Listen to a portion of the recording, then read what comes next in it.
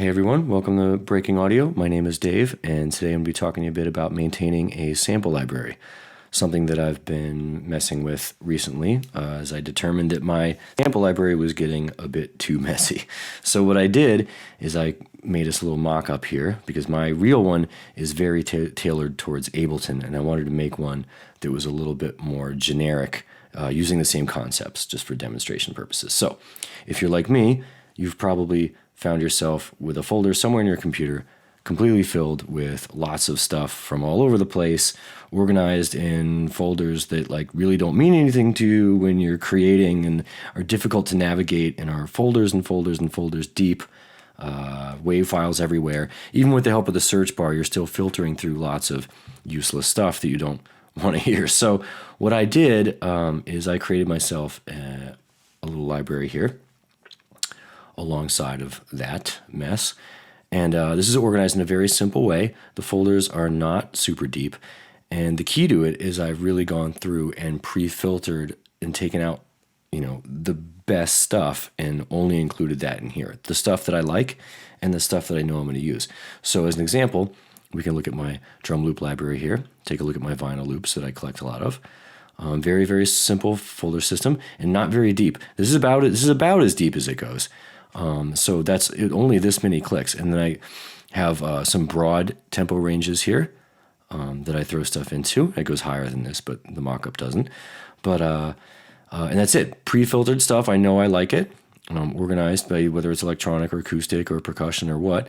If we jump over to my drum sounds here, we can look at electronic and kick. And, 808s are electronic kicks. So, if I go through and I pull out a bunch of electronic kicks from my collections or wherever they are and throw them in here, I probably will find that I'll have like way too many 808 kicks. So what I did is I went through and I delete all the duplicates, all the lower quality stuff, like, these sound the same, but this is better than that one. This one, sometimes you get them with like a little bit of like hiss in the background, like someone used a, like some kind of subpar recording situation, I guess, and ended up with something kind of weird. I don't want to use that. So, I'm going to go through and only, come up with a selection of like a nice like variety of things that's not huge. Like I can't use 500 kick drums in a folder. Like it's going to take me forever to find anything I want, So just keep it really, really, really trim and apply that same thinking to everything you do.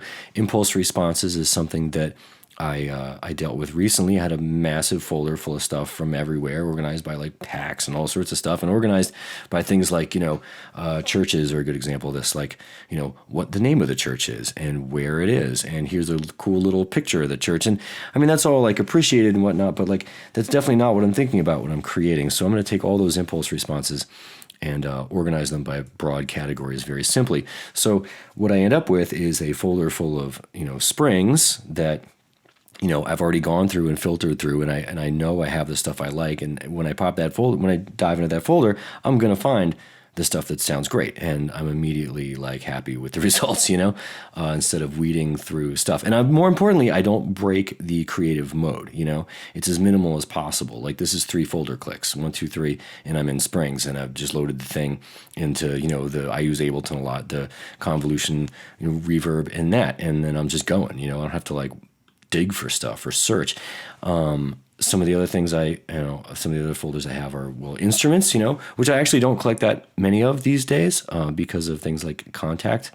The libraries on there are very well organized and things are easy to get to. However, I do have a variety of things that are rather unique that I've, found, from wherever or even recorded myself in some cases.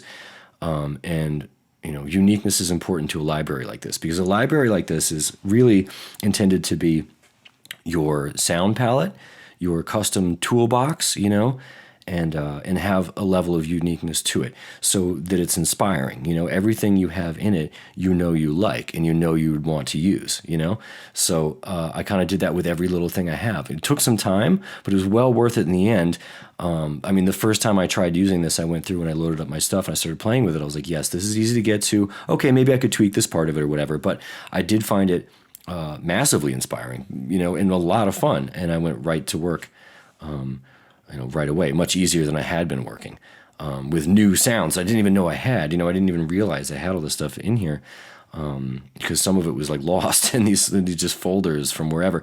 But as you know, a friend of mine recently, the other day in the studio, mentioned that he had done something like this as well. And what he told me was, hey man, like this has become so inspiring. Like all my songwriting actually begins by digging around in my sample library. And he had gone and collected things from the internet and, just taken some time and like looked on Splice or wherever it is he's getting sounds from and just goes, hey, I like this kind of thing. I'm going to get more of the kind of thing I like. I'm going to go find more of that and organize it and put it in here. And, yeah, he's very content with what he came up with, and so am I. So, and that's basically the idea behind it. This isn't a groundbreaking folder system that no one's ever thought of before. It's simple, and it's really more about the thought process behind it. Go through your stuff and just pick out all the best bits and put them in a very, very simple, shallow folder system, and you're going to be very happy about the results. So that's my tip on doing this, and I'm going to keep my library this way forever, and I'm going to maintain it and evolve it forever as well. This is something that I can always have. I've been collecting a lot of these sounds for 20 years or something, and I still keep them around, and I keep using them as well. As long as I can find them, and that's the important part. So there's my tip for you. I hope you found that useful, inspiring. If you got any other suggestions, let me know, and have a good one.